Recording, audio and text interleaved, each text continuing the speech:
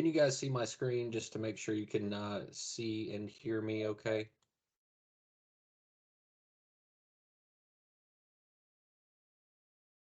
Yes. Yes, Great. we can see it. Thank you. So my name's Joe Granado. I'm the Director of Program Effectiveness with the Vaccine Preventable Disease and Immunizations team, or VPDIP, and I'm primarily responsible for the kindergarten survey, although a lot of the folks here with the immunizations program helped to make all of this happen. And so a few of them are on the line with us now, and so they'll support me in answering any questions you guys have. I just want to start off by saying thank you all for what you're doing, taking the time out of your day to meet with us today. We appreciate your participation in the survey and all that you do to make sure that our schools and our communities are safe. So um, I've got a few things that I can highlight if we run out of questions, but I guess in terms of housekeeping, if you guys want to just raise your hand or come off mute, we can just go through questions one by one. To raise your hand up at the top, let me see if I can share my screen so everybody can see. If you want to raise a hand, there's this reaction button up here at the top, and you can just raise your hand, and it looks like some people have already found it. So I will put my hand down and we'll start answering some questions. So let me see if I can find the folks. And it looks like Amy has a question. Amy, if you can come off mute, or if you guys want to type Yes, sir. questions into the chat, we'll try to monitor the chat as well for questions that come in.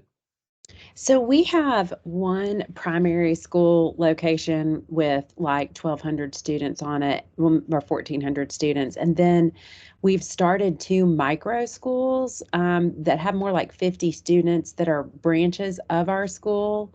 When I go to do it, do I need to separate out those schools, or can I do it all as like do the micro schools with our main schools as well? So I think it just depends on how the schools are listed in there. Is it a public school or a private school? It's a private school, and I noticed the two micro schools are not listed in the drop-down list of schools. Okay. Yeah, so that's kind of a unique situation. If you want to, so I think everybody should be aware, and we can put it in the chat, the school.imm@tn.gov. We generate our list from the SDE website, and so if those schools didn't pop up on there, they wouldn't have been populated in the survey themselves. So it seems like we might be able to roll them up, but I would like to take a little bit closer look and see if we can find those kind of branch schools, and if we can add them to the survey and get them in there. Thanks, Madison, for putting the email address into the chat. But yeah, we can take a closer look and see if we can find them and get them added in there. If not, we'll just roll them up to the larger school. Okay, thank you. I see there was another question in the chat for a private school that does not have kindergarten students. Do you still have to do the survey? So we get that question a lot, right? So if you have a school or organization that offers a kindergarten program, but you just don't have any kindergarten enrollment. So if somebody came in and said, we want to send our kindergartner here, we offer those services, then yes, we would want you to submit a survey. So you would just log on to the survey and submit. So you offer a kindergarten, but you don't have any enrollment. You just log on, select your school, and put the enrollment as 0, and then submit the survey. So we know that you offer the program, but there's no enrollment there. So that's how we count it. Now, if you just are a high school or a middle school and somehow ended up on our kindergarten survey list and you don't even offer kindergarten program, then no, you wouldn't need to submit anything. Yep. So youngest grade is second grade. So you do not have to submit the survey. And so what happens with those is the same statewide list that we get. They submit the grades that the schools are associated with, and sometimes those are not always accurate. Along with the contacts too. I know some of you may be on here that say, "Hey, put this contact on there versus that contact." I told you last year we generate a new list every year. And I know with some folks, I've encouraged you to kind of reach out to that list. So we start there. And then as you guys tell me to update this person, remove that person. We'll keep that list going throughout the year so we can take you off. And Cannon, if you want to let us know your school, I can take you off of our contact list. So if you'll just send that to the school IMM web email address, I can take you off the list so you don't keep getting um, communications throughout the year.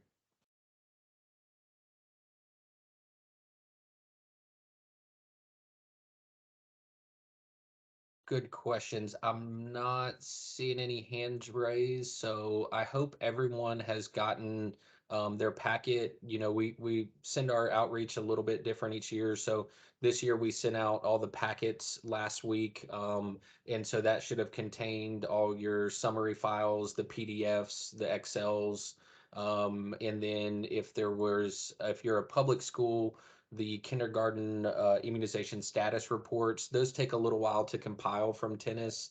So we were working on that early this week and working with our vendor to get those all pulled. Those should have started going out yesterday and should finish up by today and at the absolute latest by Friday. So if you're a public school and you're looking for that tennis KISR report, those should be coming either late yesterday and definitely by end of day Friday. We're working to get those out to you guys. And I think last year we did the secure red cap send it because those reports do have PHI in them. Um, we do send those through the secure pathway with RedCap Send It. You get one email with the link in it, and then the second email has your password to log into that link and download that information. Those links do expire after 14 days, and they will end up in your spam box. So if you haven't found it by Monday of next week, then we can let us know, and we can get another one sent out. I see. So Dana says when you say sent out the packet, you mean the email was sent, not a physical packet mailed. Correct. So I think we had maybe just two or three requests for paper packets last year, and we just lacked the admin staff and the folks going in the office to physically print those. The digital packets seem to be well presented. So just conserving resources and effort and energy, we've gone completely digital this year. So no mail packets have been sent from TDH to any schools, and really don't need any mail to come from the schools to TDH. I know it seems like every year we tend to either get emails or a few letters that show up with individual worksheets with student names and stuff on them. We really want to be sensitive to the sharing of PHI. Sometimes it's necessary to look at an individual student and an individual immunization record. If we're going to do that, we prefer to do it in this sort of atmosphere, right? When we're kind of one-on-one in a Teams call, we can share a screen, kind of look over rather than you put something in a snail mail and put it in, we never know who's going to get it. We got 12 different floors here at central office, so letters end up anywhere and everywhere throughout central office. So we try not and strongly discourage. Now, sharing of the summary page for the survey, that's totally fine, right? That's all aggregate data. We don't need to go in there. So um, looks like Madison's helping me answer some chats in there too. So um, drop down menu in a document. Dana, I'm not sure. Mentioned a drop down menu in a document, and I'm not sure what they were referring to.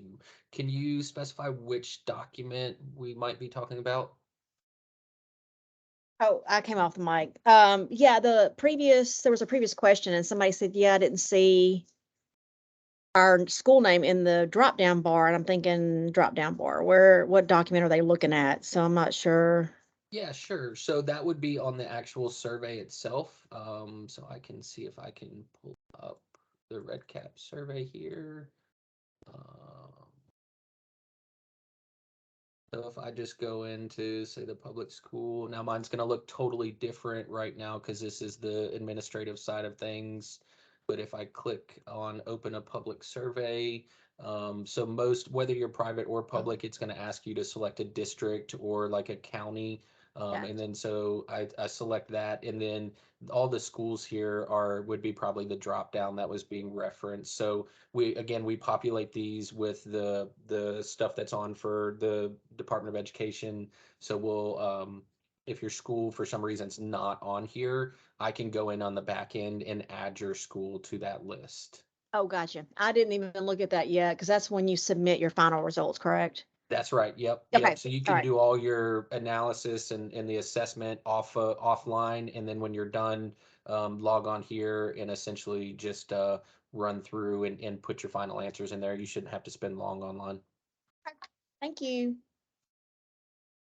Um, The packets are not fillable electronically. So do we need, if we need to send out some more electronic, so if they came in PDF form, I guess the intent there is usually for them to print them out and then fill them out.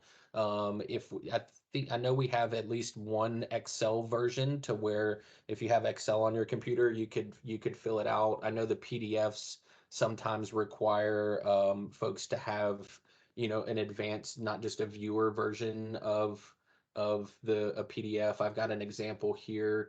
I can't. This might be a advanced, but there is a fill and sign option. But if you don't have this, like I could put in, Jane Doe here and fill it out online. But if your version of Adobe doesn't allow you to fill in and edit these, then I would just print it off and kind of do it like that. We do encourage schools to print items, keep them on file, keep them for follow up. Say we know Jane Doe ends up with a incomplete vaccine record. You identify that through this assessment. We see that they're complete for DTaP and Hep B. They're missing their MMR. They got everything else. After the survey's done, you can use these forms to go back and say, hey, I need to follow up with Jane Doe and see if they ever got their MMR, or maybe they're on a temporary certificate and the due date's December 15th. You can follow up with them to make sure that they're getting their vaccine. Good, great questions, great questions. I see somebody's got their hand raised in here. Looks like I've got Marissa Bradley was first. Can you hear me? Yes, I can hear you. All right. So my question, I don't know if this is a slow question or not. Sometimes the report is asking if the part D is filled out. I don't know if you can see this. Part D at the bottom is filled Yep. out. So that's the Tennessee immunization certificate that you have on record there, right? Right. So some of them come in this form, but I have some that came through like an email from the provider. Is that okay? Like, does it matter as long as the information is on there, or does it have to be looking like this certified form? I've got my technical expert online here, in David Barron. I believe everybody is supposed to have that official immunization certificate, the Tennessee immunization certificate. And so everything should be on that form the first one you showed me. Or if they have, we had a new law enacted last year that allowed military records to serve in place. So those would be one of the two acceptable forms. And David, correct me if I'm wrong there. No, that's correct. An email from a provider would not be valid. It either has to be on a certificate, the certificate of immunization, or there are exceptions we can take out of state records for military families. Okay, great. Thank you. And you can always check tennis to see if those children have a complete record in tennis. If they do, any tennis user has the ability to print a validated certificate for children who are up to date on their immunizations. If the record in tennis is not complete, but you do have a complete record, we offer expanded access tennis training so that school nurses can receive training to enter those immunization records in tennis and then print a validated certificate. It just requires parental consent in order to share those records with us. Okay. So what? I guess I don't know what tennis is. So what is that? Is it like a website or? Tennis is the Tennessee Immunization Information System. It's you might have heard the term immunization registry before. Okay. It is a repository for immunization records for people living in Tennessee. So providers can report the vaccines that they administer to tennis, and Okay. we store those records. And it has a really great feature called the immunization certificate validation tool that, like I mentioned before, if a record is complete and up to date for their age and grade, it'll go ahead and generate that validated certificate for you. And Okay. so you don't even have to bother the parents or Great. anything like Okay, that. that's where I'm gonna go then. Okay, that's great information. Thank you. Mhm. Thanks, David. I appreciate that. I know I put the link for this Manus Tennis About page too. So those are some great resources that you guys can use as well. And let's see here. We've got another question. I'm trying to bounce back around. Is it Wellbaum? Is that hopefully I didn't mispronounce? Yes, that's it. Right. Sorry to bother you. Yeah, the first name is Myra. That's a killer, isn't it?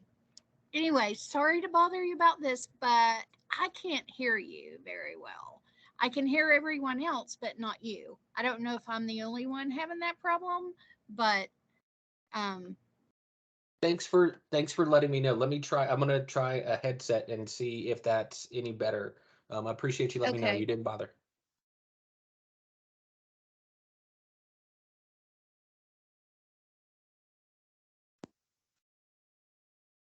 Okay, can you guys hear me a little better now?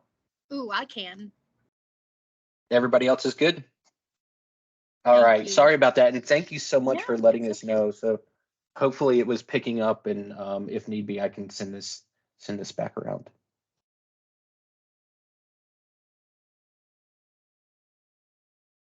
All right. I don't see any other questions in here. We got about 10 minutes left. So I'm going to ramble and go over one item that I see a lot of on our end, just for information. And if somebody else comes up with a question or spurs some, we'll answer that and we'll take back. So I did want to point out, hopefully you guys have all seen the YouTube training video we went out. So that's a good reference to use. These are essentially just slides from that with the audio that we use to generate that. But I want to scroll down here and point out this area of the survey that we see a lot. So a lot of times in questions 9 through 14, we're trying to assess the individual antigens for each student.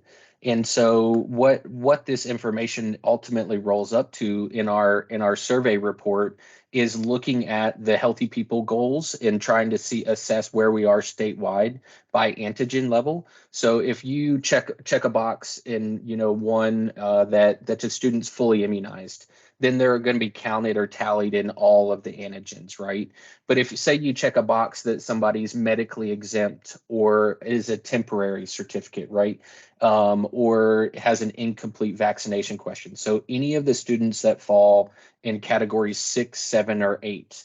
And hopefully let me zoom in a little bit more too so you guys can see. I know things can get small.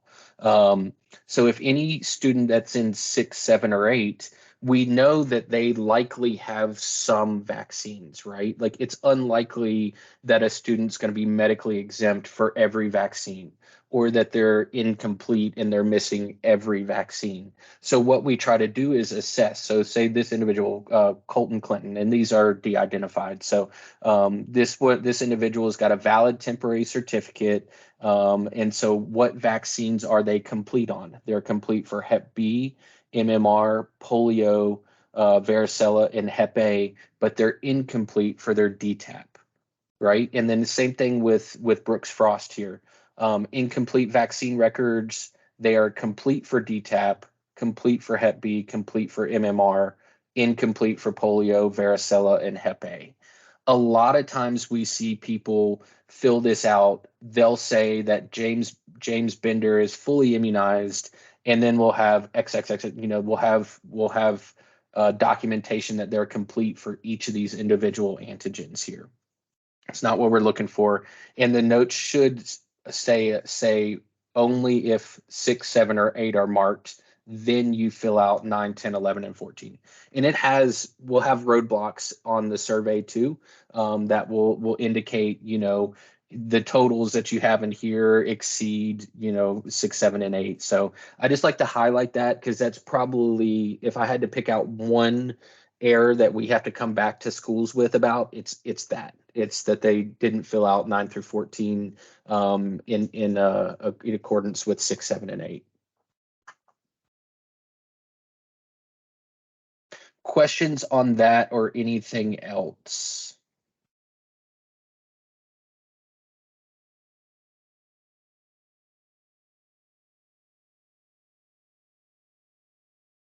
All right, I got Reba Bryant with the hand raise. I have a question. When we identify a student who has a record, a Tennessee certificate that the doctor miscalculated the interval, is there any help at the state level, someone to contact that could contact the doctor's offices? We've been contacting them. Some are not very friendly. Some tell us we're totally wrong. We use our nurse supervisors. We've tried many things, and it's not a very nice situation to be put in. Yeah, we've had some similar, and we're fine. If you want to send those to us, we can kick them up and try to have a conversation and explain the importance that as providers in the state that they are evaluating that and looking at that property properly. I know in some of our frequently asked questions we get like nurse practitioners and stuff that want to sign those school immunization forms, and in those cases we'll also reach out to the clinics and talk to them. So yeah, we're happy to take those and try to do some outreach and education from our end. And what email address do we use? You can use that school IMM, the same one that was put in the chat, and then we'll get it over to the appropriate parties for outreach. Thank you. Not saying that we can, squeeze them hard enough to make them change their ways, but we can certainly do everything we can to outreach to try to help you as well. So what are we expected to do at a school level then? Are we expected to put those students out?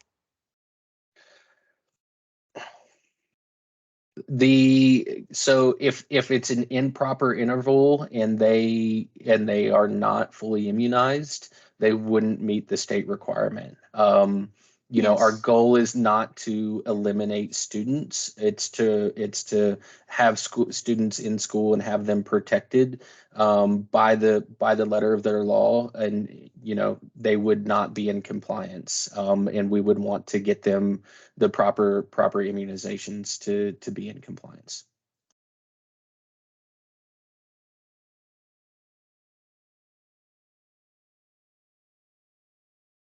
Great questions, Reba. Tough situations that you're talking about here. Approaching providers, making that decision about a student at the school level. Those are tough. Those are tough conversations to have. So any way we can help support, we're happy to. And again, the goal is to have the children in school, right, and have them fully immunized. Thank you.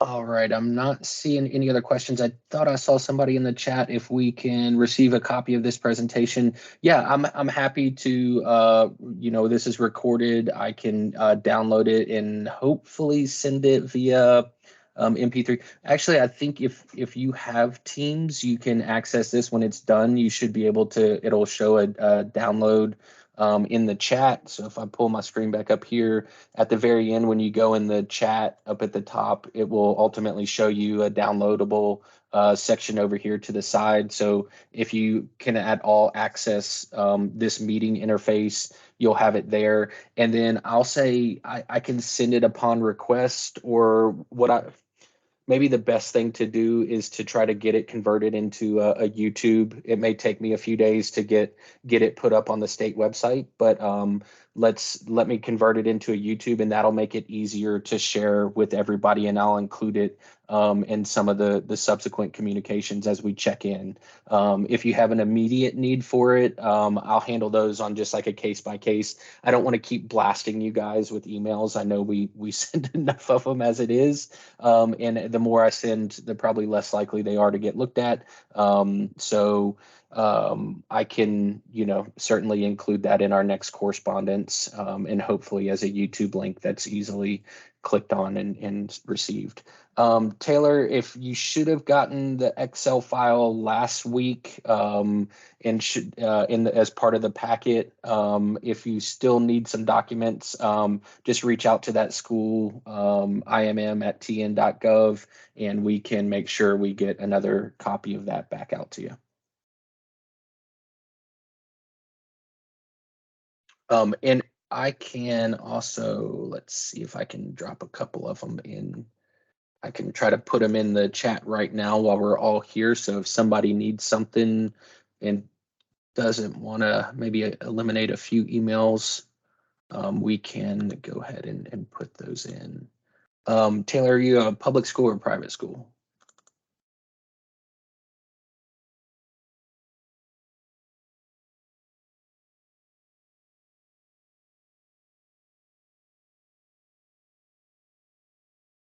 Let's see if I can get that to go in there. Nope. All right, let's try one other way.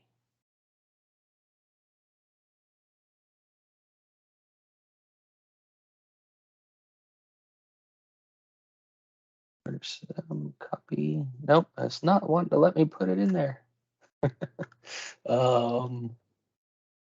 All right, I'll try to get that to you, Taylor. If not, I can grab your email address out of here and send it to you. But we'll make sure we get that to you. Thanks, Madison. It looks like we're at the top of the hour, a little bit beyond. So I just want to say thank you again to everyone for all that you do. Thanks for joining. And if you have any questions, concerns, don't hesitate to reach out. I hope everybody has a safe and happy holiday season as well coming up. I know this survey period extends through that. So wishing everybody a good holiday season. Thank you. Thank you. All right. Thanks, everyone. Bye.